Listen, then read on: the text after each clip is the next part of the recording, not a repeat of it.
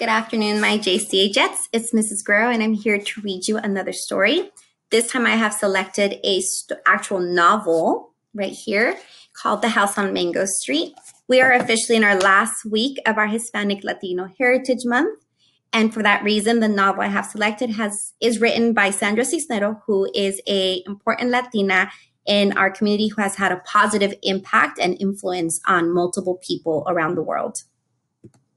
So before I actually start reading this novel, I want to tell you a little bit about Sandra Cisneros. And I went into Sandra Cisneros' official website, www.sandracisneros.com, and I was able to find some information about her. So if you're still curious, please later on your own ask your parents if they can help you navigate her website so you can learn a little bit more about her. Sandra Cisneros is a poet, a short story writer, a novelist, an essayist, a performer, and artist whose work explores the lives of the working class.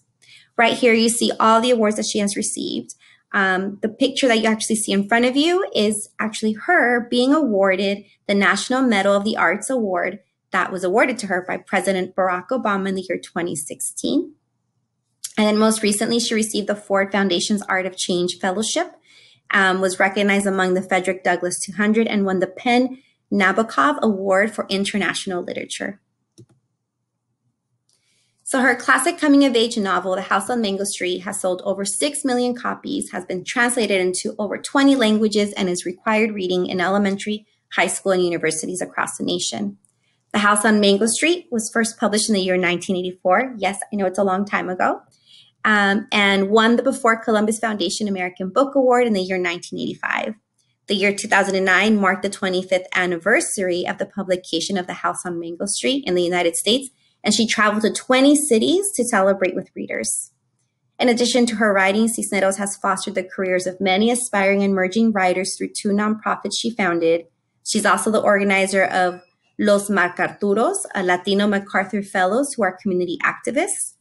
And Sandra Cisneros is a dual citizen of the United States and Mexico and earns her living by her pen. She currently lives in San Miguel de Allende. So friends, before I even start diving into here, something that I want you to notice is that this is a novel.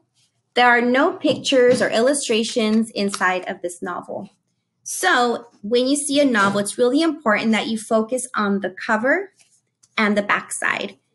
So the cover usually will just give you the title, who is written by, has a quick little illustration that grabs you to see it. But then the back usually will have a photograph of the author, and I'll have a little snippet about the novel. And then sometimes it'll include important reviews, little quotes that came directly from an article in a magazine or an article in the newspaper that is reviewing this book. So I'm going to read the snippet.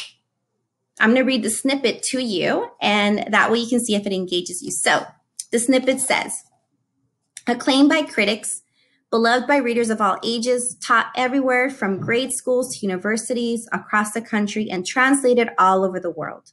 The House on Mango Street is the remarkable story of Esperanza Cordero, told in a series of vignettes, sometimes heartbreaking, sometimes deeply joyous.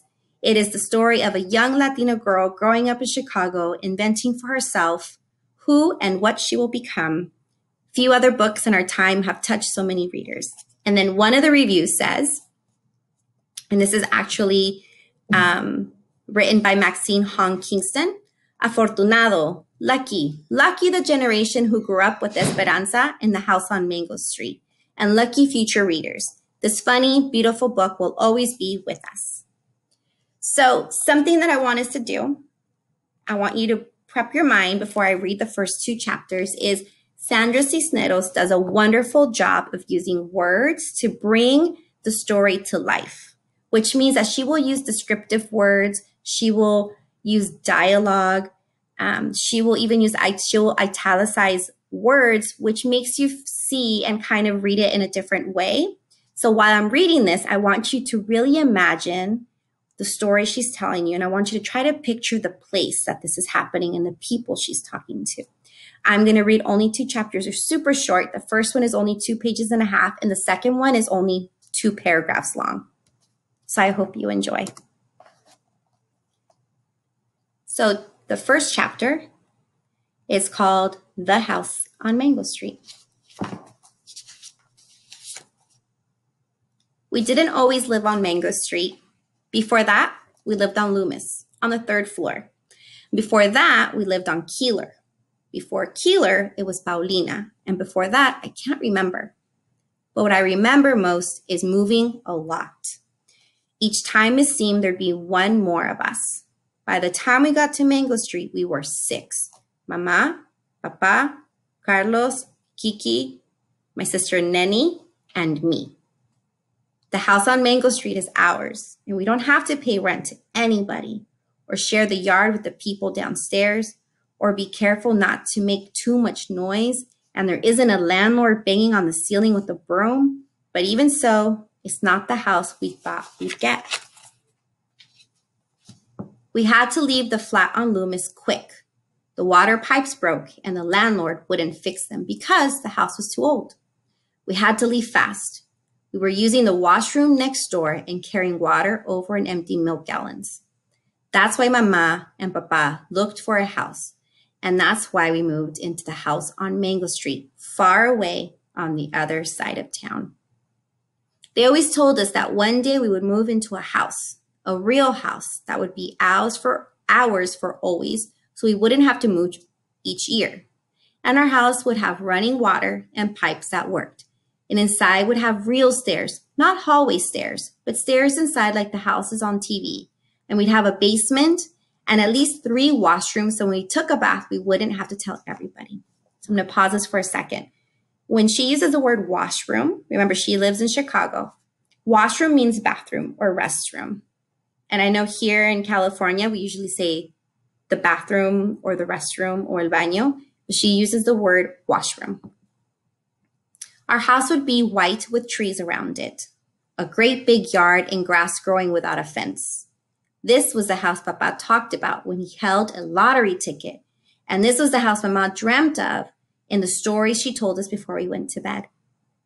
But the house on Mango Street is not the way they told it at all.